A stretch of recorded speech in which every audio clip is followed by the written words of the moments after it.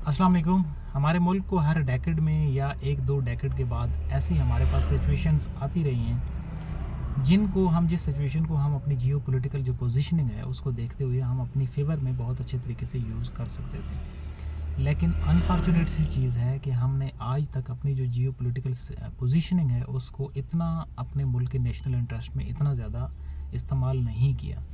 अब अगर हम बात करें शुरू से, तो हम सीटो और सेंडो का पार्ट थे,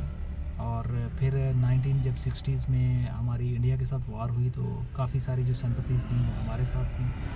और हम अमेरिका के एक स्ट्रॉन्ग एलाई थे। लेकिन उस टाइम हमने थोड़ा सा उसको यूज़ किया कि हमने एक दो डैम्स बनाए। फिर उसके बाद अगर हम नेक्स्ट कोल्ड वार का जो एरा है उसमें अगर हम बातचीत करें तो रशिया और अफ़गानिस्तान की जो वार थी वो एक इम्पोर्टेंट पॉइंट था। पाकिस्तान एक इम्पोर्टेंट अलाई था, एक इम्पोर्टेंट जो है ना वो स्टेक होल्डर था। लेकिन अनफॉर्चुनेटली हमने उस चीज़ को इतना ज़्यादा अच्छे तरीके से कैश नहीं किया। फिर अगर हम 2001 में जाएं तो वार अगेंस्ट द टेररिज्म, उसमें पाकिस्तान का बहुत इंपॉर्टेंट रोल था, लेकिन हमने अपनी अगेन हमारी जो पोजीशन थी उसको हमने अच्छे से यूटिलाइज़ नहीं किया। और अगर हम अब की बात करें तो अब एक दफ़ा फिर से हमारा जो मुल्क है वो पूरी दुनिया में एक उभर के सामने आ रहा है as a peace maker, as an important ally of the Europeans and America as well. और जिस तरीके से हमने अपनी जो फॉरेन पॉलिसी है उसको बड़ा बैलेंस तरीके से जो है ना वो एडजस्ट किया हुआ है with the China, with the America and Russia as well, जो कि पहले हमारी जो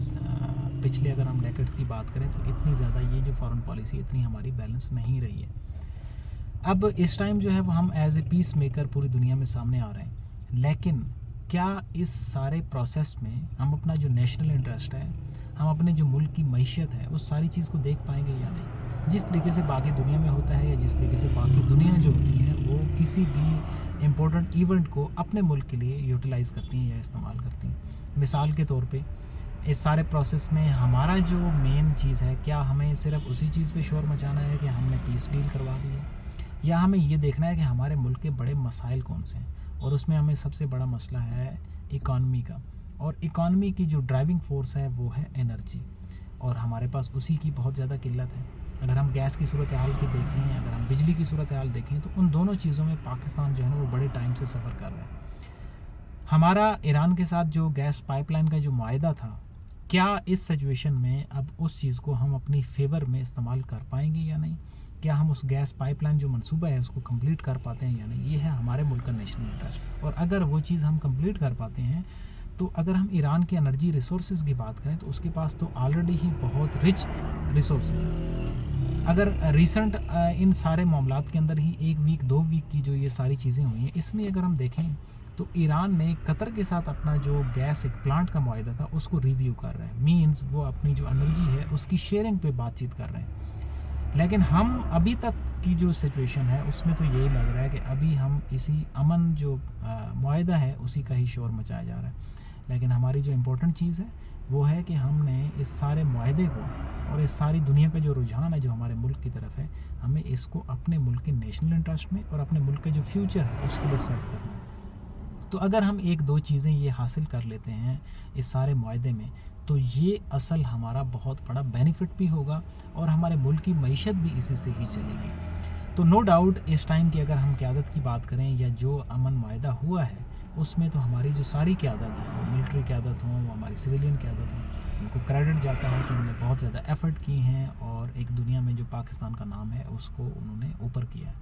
बट असल जो चीज़ होती है वो क्या होती है कि इंटरनेशनल जो रिलेशंस होते हैं उनमें कोई भी परमानेंट एलाई नहीं होता और उनमें कोई भी परमानेंट एनिमी नहीं होता। जब आपके पॉइंट ऑफ कन्वर्जेंस किसी भी मुल्क के साथ हैं तो वो दोनों मुल्क, वो भले ही आपका कोई मुखालिफ मुल्क भी हो, आप दोनों एक पेज पे होंगे। अगर आपके पॉइंट ऑफ कन्वर्जेंस किसी और मुल्क के साथ हैं तो आप वक्ती तौर पे उस मुल्क के साथ होंगे। अगर आपके पॉइंट ऑफ डाइवर्जेंस ज़्यादा हैं तो आप एक दूसरे के दुश्मन बन जाएंगे। अगर आपके किसी मुल्क के साथ पॉइंट ऑफ कन्वर्जेंस भी हैं, डाइवर्जेंस भी हैं, तो आप कुछ जगह पे उसके एनिमी होंगे, कुछ जगह पे आप उसके अलाय होंगे।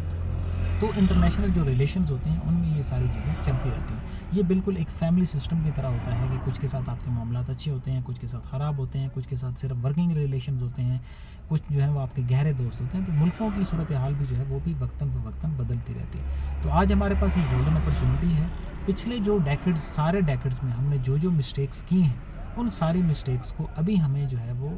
रिपीट नहीं करना है। بلکہ ہم نے اپنے ملک کے لیے اس کو یوٹیلائز کرنا ہے، اور یہی ہمارے اصل ملک کا اثاثہ ہوگا۔ باقی اگر ہم مڈل ایسٹ کی بات کریں تو مڈل ایسٹ کو ایک دفعہ جو انسیکیورٹی کا ایک دھچکا پہنچا ہے اس کو ختم ہونے میں کافی ٹائم لگے گا۔ فار ایگزامپل کوئی بھی یہ نہیں سوچ سکتا تھا کہ یو ای 2 مہینے پہلے کہ یو ای اتنا زیادہ انسیکیور ہو جائے گا کہ پوری دنیا وہاں سے بھاگنے کا سوچے گی، تو اس سارے امیج کو ریسٹور کرنے میں ان کو بہت زیادہ وقت لگے گا۔ اسی طرح کی جو کیس ہے وہ قطر، کویت، بحرین، سعودیہ، ان سارے جو کنٹریز ہیں جو گلف سارے ہیں ان کے لیے یہ پرابلم تو رہے گی۔ وہ جو اپنے ملک کا جو فیوچر ہے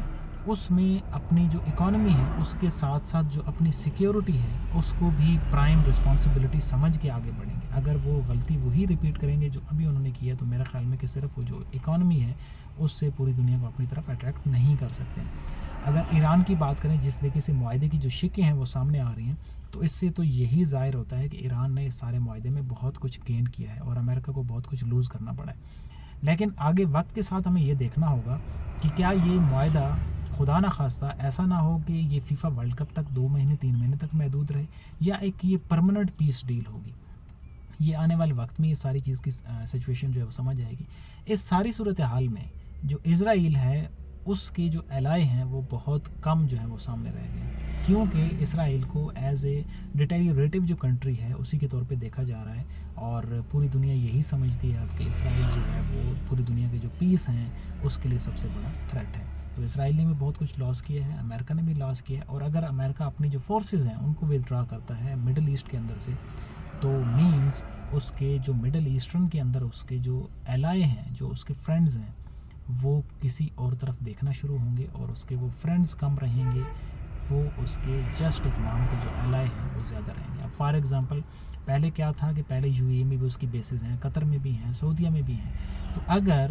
ادھر سے اس کی جو فورسز ہیں وہ ودرا ہوتی ہیں، وہ نکلتی ہیں، تو ڈیفینیٹلی جو گلف کنٹریز ہیں ان کو اپنی سیکیورٹی کے طور پہ کسی دوسرے ملک کی طرف دیکھنا پڑے گا، کسی دوسرے ملک کی ملٹری انفراسٹرکچر کی طرف دیکھنا پڑے گا، ایئر انفراسٹرکچر جو ہے اس کی طرف دیکھنا پڑے گا، اور اس کے لیے امریکہ کے جو بڑے 2 اینیمیز ہیں وہ تیار ہیں، اور وہ کون ہیں؟ وہ ہیں رشیا اور چائنا۔ اور اگر رشیا اور چائنا کی طرف جو گلف کنٹریز ہیں یہ موو کرتے ہیں تو مینس وہ امریکہ کے ایک اسٹرانگ الائی کے طور پہ سامنے نہیں رہیں گے، جس طریقے سے اس جنگ سے پہلے کی جو صورتحال تھی اس میں یہ ایک اسٹرانگ پارٹنر تھے یا اسٹرانگ الائز تھے، یا جو گلف کنٹریز تھے وہ سیکیورٹی کے طور پہ امریکہ کی طرف دیکھتے تھے۔ تو یہ ہے ساری اب تک کی صورتحال، جس میں آنے والا جو فرائیڈے ہے جس میں یہ جو پیس معاہدہ ہے جو کہ سوئٹزرلینڈ میں ہو رہا ہے، اس میں ساری جو سچویشن ہے وہ کھل کے سامنے آ جائے گی، اور اسی طرح جو مستقبل ہے اس کا تعین بھی یہاں سے ہی ہوگا کہ کیا دنیا اب امن کی طرف آگے بڑھے گی یا خدا نخواستہ آگے جا کے مزید جنگوں کی متحمل ہوگی، جبکہ دنیا جنگوں کے متحمل نہیں ہو سکتی۔ Only piece is the solution, اسی سے ہی پوری دنیا جو ہے وہ اکٹھی ہو کے رہ سکتی ہے، اور جو کلیکٹیو ایشوز ہیں، جو انٹرنیشنل ایشوز ہیں، ان پہ ایک کلیکٹیولی تبھی ایفرٹ ہو سکتی ہے جب یو این کے جو چارٹر ہے اسی کے اندر رہتے ہوئے سارے جو ملک ہیں وہ رہیں گے، تو تب اس دنیا کو ایک لانگ لاسٹنگ پیس جو ہے وہ ملے گا۔ سو یہ تھی آج کی video, see you in the next video, till then اللہ حافظ۔